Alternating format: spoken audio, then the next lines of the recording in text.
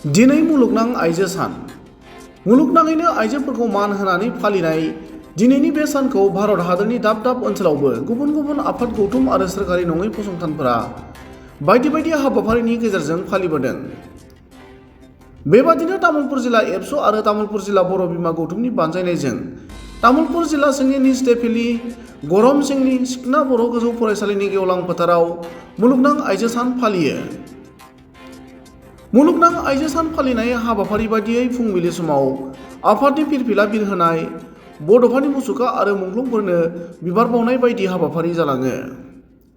गुबुन फारसेथिं मुलुगनां आइजो सानजों लोब्बा लाखिनानै बानजायनाय सावराय मेलखौ बेखेवनानै होयो एकाउन्ट अफिसार तुतुरानि मोसाहारिया आरो बे मेलावनो गाहाय आलासि महरै बाहागो लायो बगादर ब्रह्म किसान कलेज जालानि assistant professor doctor Lakshmi Basumatary, लोगोसे थांखिजानाय बुंथिगिरि आलासि महरै associate professor doctor Madan Chandra Boro', JND Milan फरायसालिनि गाहाय फोरोंगिरि बिनालि नार्जारी, तामुलपुर जिल्ला एबसुनि आफादगिरि बासिराम रामसियारिया बाहागो लायो।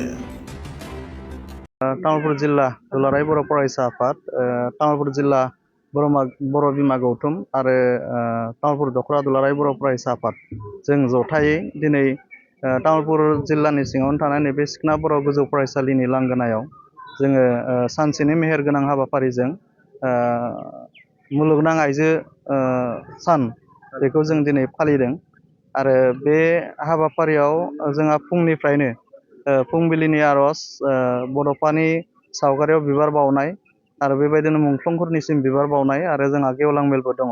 दा बेबायदि जोङो सानसेनि मेहेरगोनां माखासे हाबाफारि लानानै दिनैनि हाबाफारिखौ जोङो मावफुंदों आरो थांखिया जोंना बेनो जे दिनै मुलुगाव आइजोफोराबो हौवा माहारिजों समान समान दिनै आवगायबाय।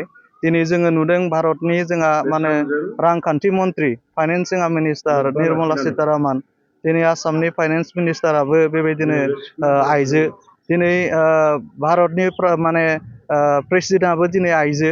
दा बेबायदिनो गुबुन रायजोआव गुबुन हारिफ्रा दिनै हादोर सिबिबाय, रायजो दिनै खुंगासिनो दङ।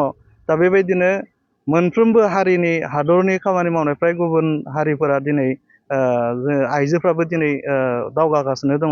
दा बेजों समान समान बर' हारियाबो जोंहाबो हौवा माहारिजों समान समान दावगानांगौनि थाखाय आइजो माहारिखौ जोङो सांग्रां खालामनो जोङो नैबे मुलुगनां आइजो सानाव जोङो दिनै नैबेफोर हाबाफारिखौ जोङो लादों।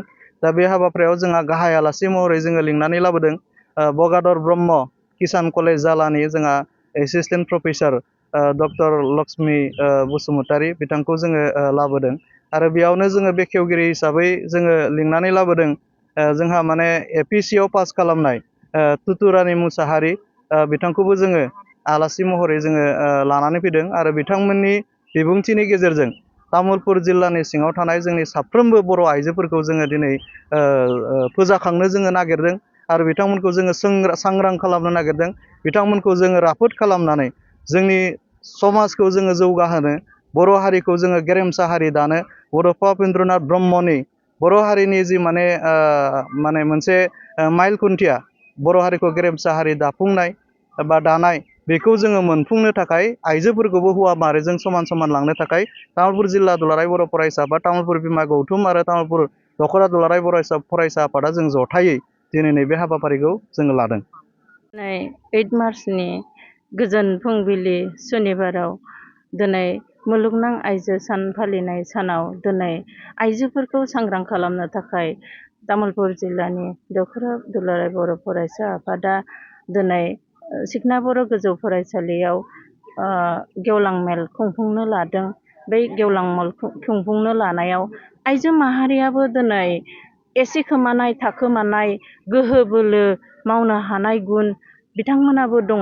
आइजो माहारिखौ दिनै सिथ्ला गंसेयाव बाउन्डारि मोनब्रैयाव आखान्थि ब्रैयावल' दोनबाय थाब्ला जाया। मानो होनोब्ला आइजो माहारियाबो दिनै सिथ्ला गंसे आखान्थि ब्रैयाव थायालासेनो ओंखारलांनानै दिनै खामानि मावनो हानाय गोबां गोहो दङ। बेनिखायनो आइजो माहारिखौ दिनै तामुलपुर जिल्लानि दख'रा दुलाराय बर' फरायसा आफादा दिनै सिखना बर' गोजौ फरायसालियाव मुलुगनां आइजो सान फालिनायखौ फालिनानै दिनै आइजो माहारिया जेरैबायदि सांग्रां जानांगौ बेफोरनि थाखाय दिनै सांग्रां जाथों होननानै दिनै बै आफादखौ खुंफुंनो लानाय जादों। Thank you.